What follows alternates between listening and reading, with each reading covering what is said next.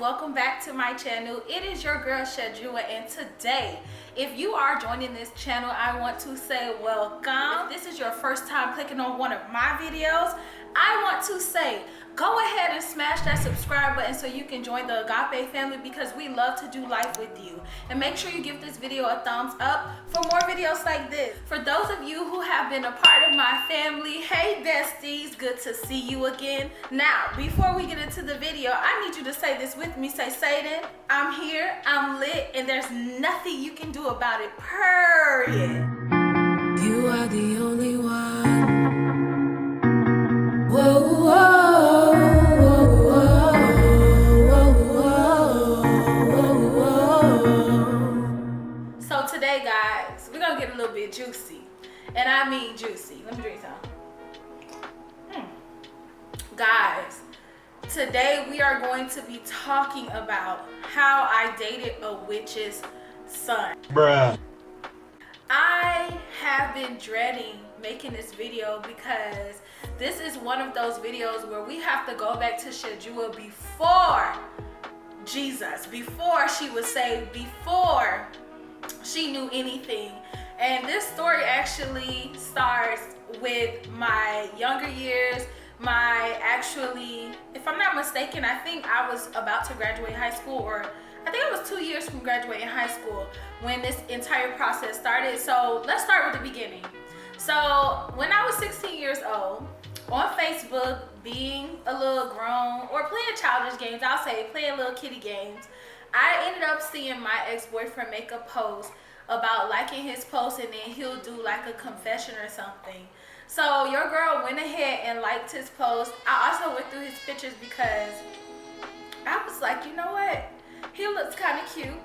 And being young, you know, just being, I don't want to say fast because I don't feel like that's fast, but you know, being young, I ended up liking his post, playing that little game.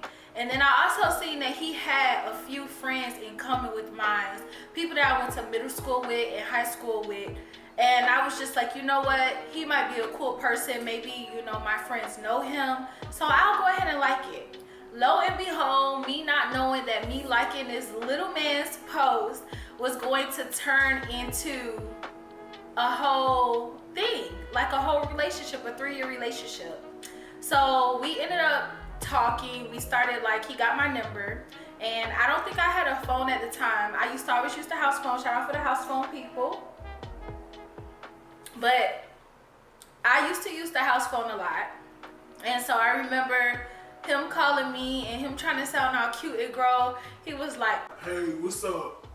Yeah, I'm gonna hit you up when I'm done taking a bath so we could talk more. And I was like, okay. And the rest was history. Once we talked, we immediately hit it off. Like, when I say, yeah, he was feeling me, I was feeling him. We had so much in common. Those of you that know me in real life, y'all know that I'm super goofy.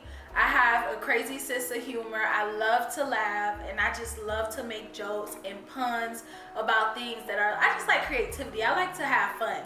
And he fit my style. Like, I tell you no lie, he was the most goofiest person I ever met, and I honestly thought we were gonna be together forever. He was like my first serious relationship for sure. When I met him, he was a senior actually. I was in the 11th grade, so I wasn't in the 10th. And I remember like us talking on the phone all the time. He was the only child, and his mom used to give him a lot of freedom. I also found out that it wasn't that he knew my friends personally from like going to school with them and stuff, but he had a ex-best friend who turned out to be his ex-girlfriend for 8 years. Because, but I mean, when you're in middle school, guys, and elementary, is that like really counted as real relationships? Because I have a goddaughter, and honestly, she tells me she's in a relationship for 9 months and she's in the 8th grade, and I don't take her serious. I just feel like she needs to relax and focus. But yeah, ex-girlfriend. And she went to the school where my best friend and all of my other friends that I went to middle school with and high school with, that they went to. Thus how he knew all the same people that I knew. And she introduced him to a few of my old friends. being how he knew them. So, get back into the story. I was in the 11th grade, and my mom, I really wanted her to allow me to date because my mom, she was very, very tough on me. Like, she did not allow me to date, which caused me to sneak around a lot. I had,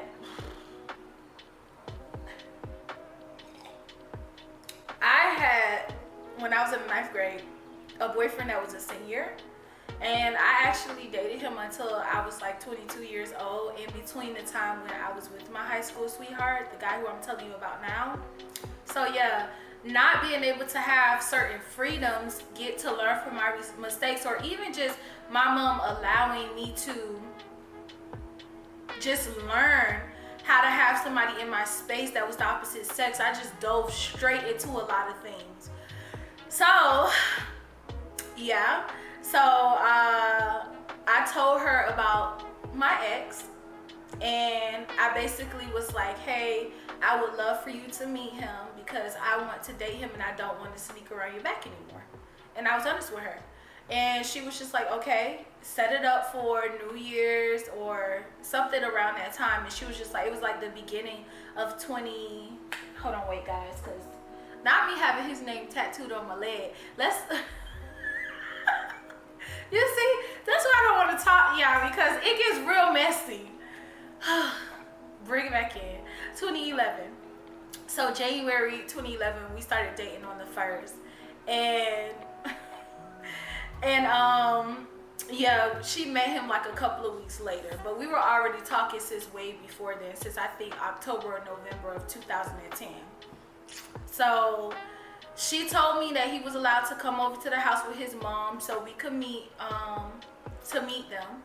And honestly, guys, I had only talked to him through Facebook. I had never met him in person. I was only able to verify that he was real because of my friends.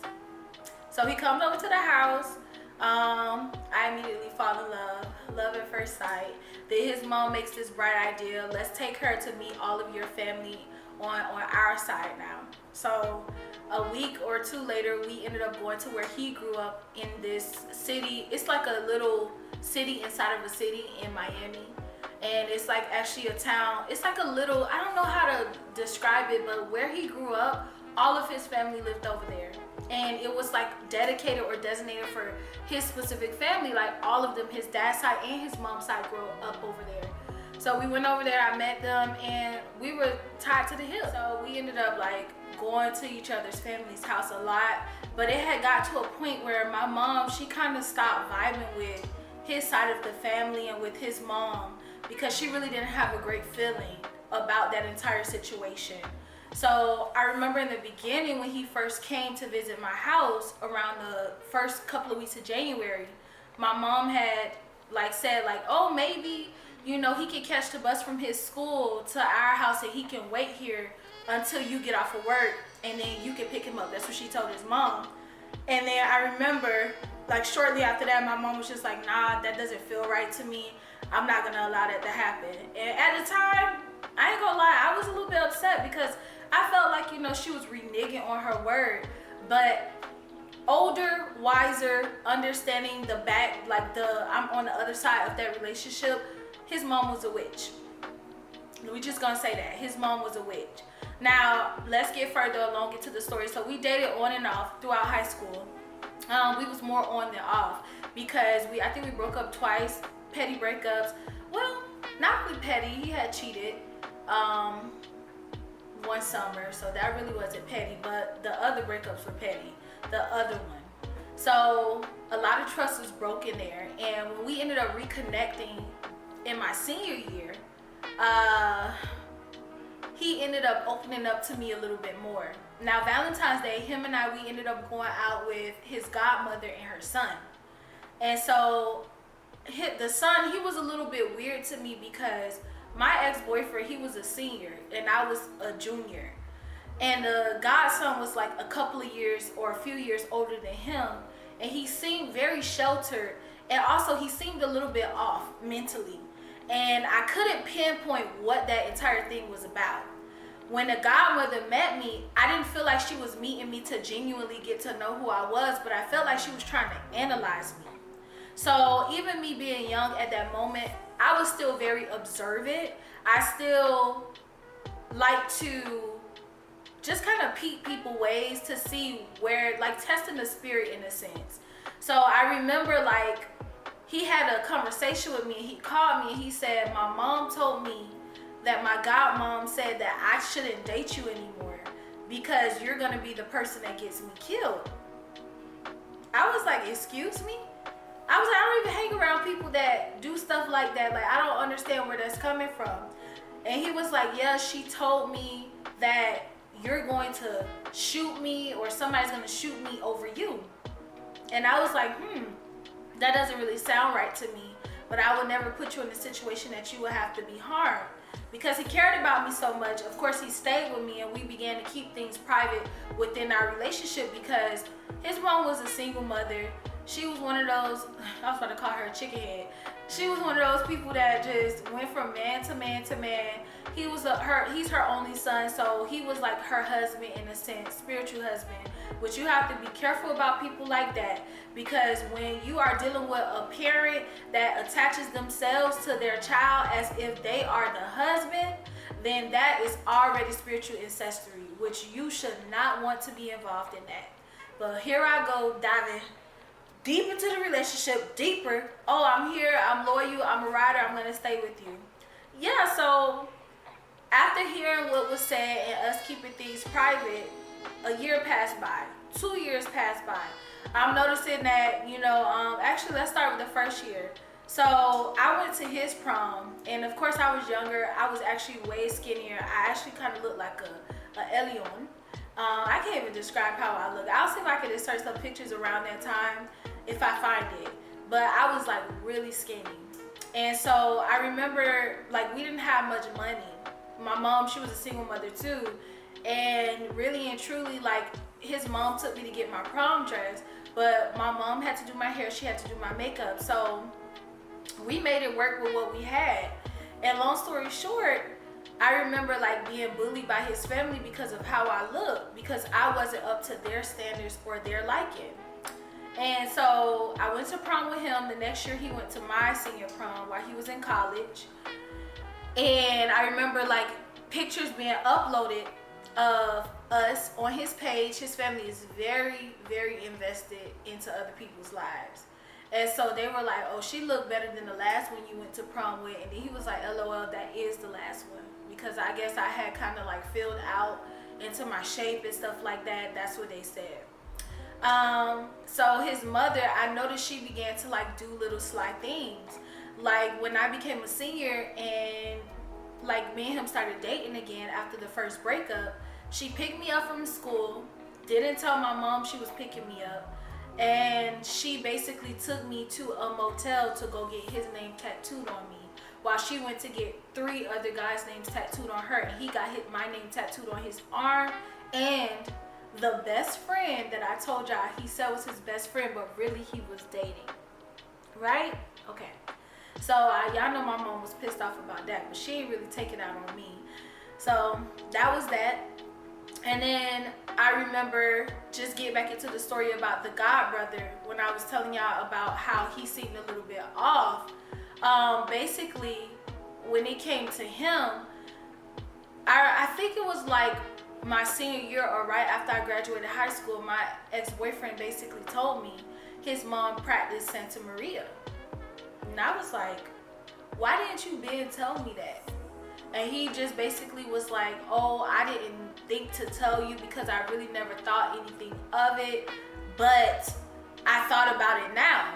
And so me not being saved at the moment, I didn't get saved until like months later, or even maybe a year later. Probably I would say 6 months to a year later. I called all of my relatives that I knew were saved, my cousins, just people that I knew were saved, and I notified them of the information he gave me. And I said, we need to pray.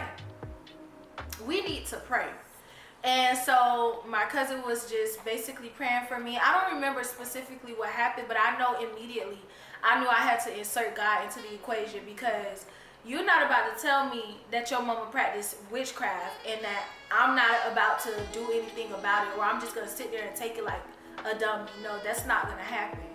So I still stayed with him, but I was aware of her tactics and who she was as an individual. Matter of fact, this had to be my senior year because I remember little things happening within my senior year leading up to our breakup, which was in 2013, and I graduated in 2012. And little things that I would notice was like, he had like a rosary that he told me his cousin who passed away owned, and he kept it. And he told me when we first met, like, babe, when you see this rosary, don't put it on because it's specifically for me. But I never knew why he said that. So for me, I'm just thinking like, oh, that's his thing. That's something that means a lot to him, so I'm not gonna touch it, right? And then I remember my senior year, he bought this bracelet. It was like a bracelet that was popular around the time. And the bracelet that he purchased, he told me initially he purchased it for me. But then that was the second breakup. I told you guys we had broken up. And so, actually that was still within the first breakup. So still within the first breakup, he purchased a bracelet for me for Valentine's Day, but we were not officially back together. So what ended up happening is there was a girl that he was dating who was a basketball player at this college he was going to, and he was going to give it to her. But his mom told him to save it, and he told me as well I could never wear that. So going through the year, you know, I'm noticing little things. I'm at his house, I'm spending the night to his house, I'm in his room, I'm seeing all this stuff. And then I see like this Cabbage Patch doll dressed in all white, a little brown Barbie. So I always ask myself, why do you have this in your room? You're not no girl, you don't play with this. He was just like, oh, my mom put it in here, it's nothing. He would just say, oh, it's nothing. And then I remember, like, fast forward into like when I did graduate, his mom, she was never home. It was like the apartment was me and his. I would clean the apartment, I would cook, he would cook. Well, he couldn't cook, so he would clean, but we was always there. I would come for work, I'd go there and things like that. And so I remember his mom called him, and she was like, and she hated me, guys. About this time, she started to hate me because she couldn't win me over. She would try little tactics to try to befriend me, and I just felt like as an adult, we're not gonna be friends. I remember for the prom, she brought me my dress, and she was like, oh, you look good in that dress. You're gonna be my little girlfriend. And she is bisexual. And I was like, no, I'm not about to play with you like that. I'm not about to play with you. So she always would try. I knew she wasn't a genuine person. She would try to befriend me, and then I see how she worked because I was around them enough to know once she gets you as a friend, she's gonna try to destroy you. That's what evil people do.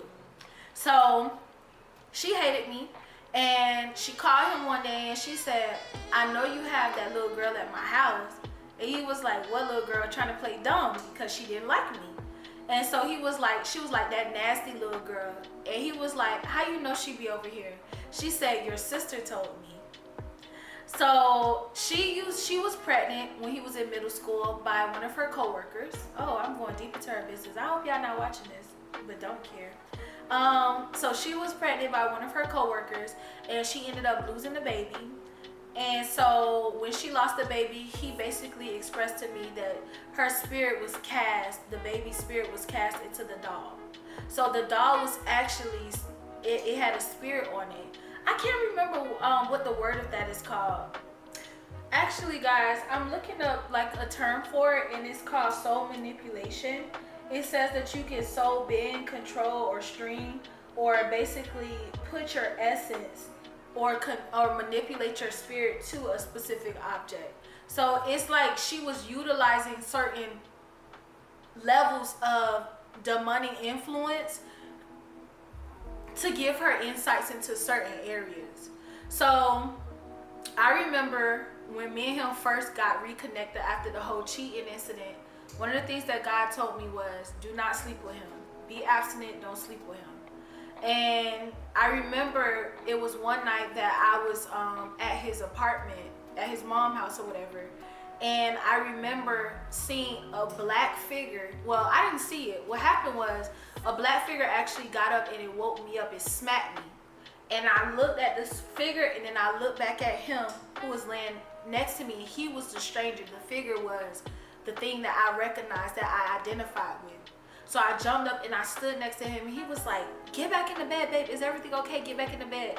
And I was like, "I don't know you. Who are you?" And I looked at the spirit and I looked at him, and it was his body type. It was his figure, but it was a black shadow. And so he was just like, "It's me, look at me." And he told me my eyes were so dilated. They were so wide. And he said he had to like shake me to wake me up because I could not see him. I only seen that figure. And then there were times where he had a dog. The dog would be sitting there at like a specific part of his room, just barking, barking, barking, barking. Nobody there, only us in the apartment. Also, I remember being asleep at the apartment and I had a dream, and basically God showed me the rapture. And well, he showed me actually the second coming of Jesus, and I was not saved at this time. So I had not read the Bible or knew anything about it. That's why when I read the Bible, I knew God was real, because in the dream, and I call it really a vision, I was at his apartment, and his apartment was on the 3rd floor, so it was high. I remember seeing in the clouds a figure with a cloud surrounded around it, and it was a body. It was Jesus. And he had on a robe, and he was dressed, but he was coming, and I knew judgment was coming. And I told him, I said, "Why did you have me here with you? I've been wasting my time when I could have been focusing on God." And this is like when I knew God was calling me. So we're going to get down to the nitty gritty of when his mom put something on me. And although she has never admitted it, I know it to be true, because it was my connection to him specifically. So coming out of high school, I didn't get to graduate one time because of a half a credit. Long story short, I transferred high schools, and there was a half a credit that I missed one semester that my guidance counselors did not catch until close to graduation. It was too late for me to make it up. So what I had to do was I had to take summer school. As soon as I was about to start summer school and I'm with this guy, all of a sudden I ended up falling very ill, to the point where I lost so much weight. I don't want to even be dramatic, but I think I lost 20 to 40 pounds in literally 3 days. I was throwing up no type of food because I wasn't eating or really taking medicine. I was throwing up blue liquids. There was a stench, a distinct odor, a smell that was coming from, I want to say my body, but my mom said I didn't smell like anything, but I smelled a strong smell like a body that was decomposing. And from what someone expressed to me, they expressed to me that that was the smell of death that was near me. And so I remember talking to my mom about this recently. I think it was like a couple of weeks ago, and she told me like she did not know what to do for me. We had called the ambulance to the house multiple times. The ambulance was like, they checked my vitals. They said I was fine, but there was nothing that they could do to help me. So it's like we were waiting for me to die. Like we were really waiting for me to die. And my mom said that God told her to start to basically renounce and denounce curses and things that were spoken over me, because somebody had tried to put witchcraft on me to kill me. And I remember waking up feeling like I was completely covered in water. I thought I pissed myself in my bed. I remember just sitting in the tub. I couldn't do nothing. I was so weak. I couldn't do a thing. I never experienced that before him, never experienced it after him. You said what? You looked dead too. Your body, your skin complexion was totally gray. You looked dead. Your face was gaunt. Like the zombies' faces be looking, it was sunken in. It was sunken in. And I remember he came to visit me, and I said, "Do you still love me? Do I still look beautiful to you?" He was like, "Yeah." And so after that, even when I got better, I still was dating him up until close to around the time that we were about to break up. And so getting close to that time, his mom started dating this new guy. And the new guy, his name was Alex. I'm gonna just say his name. Alex was basically this guy who she had kind of like picked up, because I told y'all she was hot in the pan. But I noticed a pattern with her when she would date a guy, she would have them come to her house and they would not be able to leave. So this is the danger of it. People would come there and they will be forced to stay there for days upon end, or it will be the opposite. They would have her come to their house and she would never leave. She would never leave. So around the time that me and my ex was about to break up, she found out that Alex was cheating on her. And she didn't know that I was at the apartment because, you know, she hated me. So around this time, me and him wasn't even telling her that I was there. And I was in the room. She knocked on the door was locked. She was like, Dave, I didn't speak to you. Oh, I said his name. She was like, I need to speak to you. And so he opened the door a little bit. I had to hide in the closet. And so she was like, oh, I need you to come with me. I found out Alex got a woman at his house that's a nurse. Good morning, guys. So it is so crazy because it's a week later and I was editing a video and I realized a couple of days ago that I didn't get to finish the video because it cut off and we were at the very end. So I have to get this video to you guys today and I don't want to leave anything out. So from me just watching the last little bit of the video, we were talking about Alex, the mom's ex-boyfriend. And basically, like, she had found out that he was dating another woman. Now, she wasn't really able to know this because, like I said, he was at her house for a long time. I think he was there for a month. After they met, he was not able to, like, really leave. So when she came to my ex-boyfriend's door, she was like, we gotta go. Grab I think it was a bracelet or a necklace. It may have been a set, but the bracelet that I mentioned in the beginning of the video where he told me not to touch it. She was like, grab the bracelet. I got his toothbrush, I got his boxers.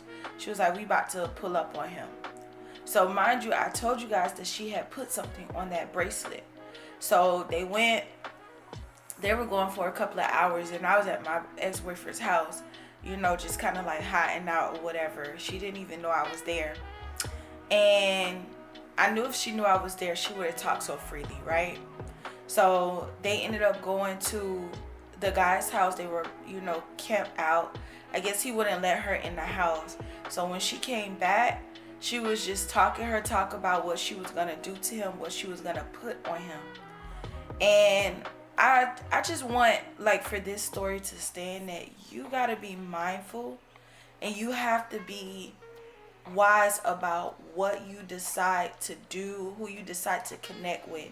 Because people are out here, real life, practicing the roots of witchcraft, practicing the roots of evil, of casting spells and things like that. There was so much that I believe this lady was trying to not just do to me, but just many people. And me being in that environment, it was putting me in a place where I was physically sick. I was not able to be disciplined, overcome certain things. Even when me and my ex broke up, it was such a strong soul tie that any guy that I got with, I basically was like, yo, you know, we gonna be together, but I'm gonna always be back with him. And it took like years later, like 3 years after me and him broke up, I finally got a chance for us to try it over again. But at this time, my walk with God was so strengthened because I gave my life to God a few months after me and my ex broke up. And like, I remember I was going down like just like a rabbit hole.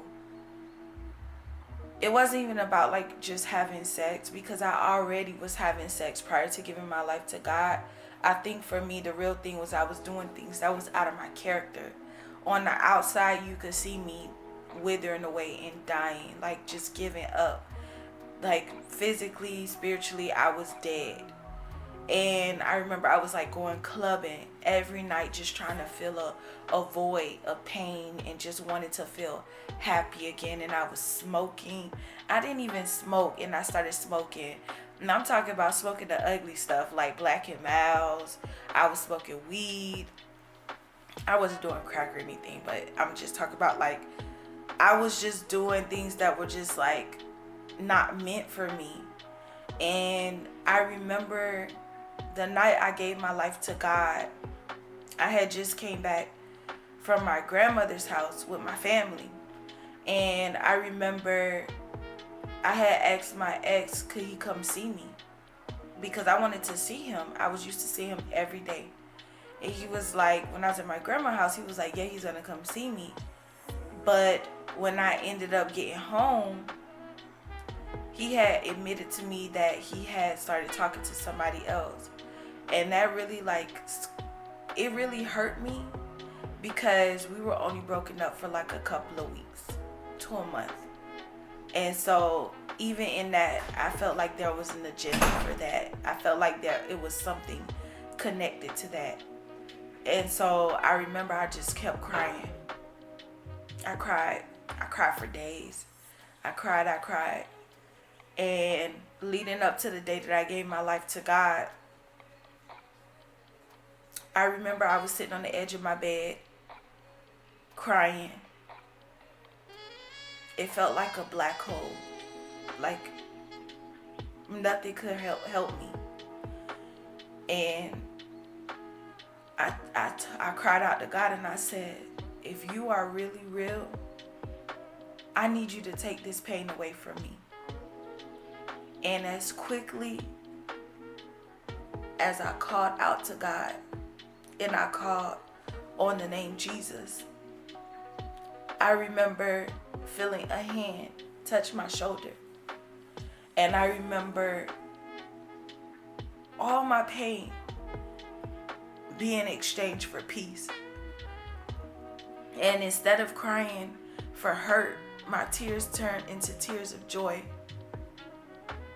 And I remember it like it was yesterday. I said, I can't continue to live this way.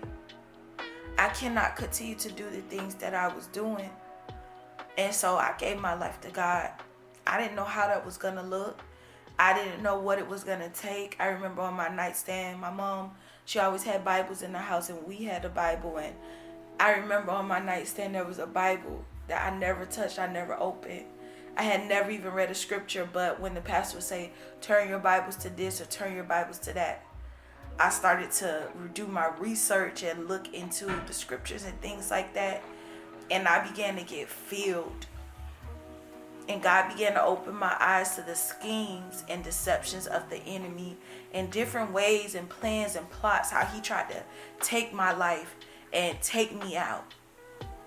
And so that's why now I'm so protective about who I am as an individual, who I keep around, what I have going on, because I was on the opposite end of the spectrum where, unbeknownst to me, in the spiritual realm, the devil was trying to take me out. And for the love of me, I couldn't understand why this witch hated me. It was because the devil knew my future. Yeah. So for whoever this is, whoever is watching this, I told y'all at the beginning, I did not want to share this video. I did not want to be this vulnerable, because there are some things in my past that I honestly am not just embarrassed about, but I just can't believe it happened to me. It sounds like a movie, but I pray that whoever is watching this, you receive it. And I pray that this changes your life, gives you perspective. And I pray that it helps you to at least create boundaries, because you are aware that there are devices and people out there that do things like this. I'm about to go, guys. I love you all so much. And of course, I'll see you next time. Bye.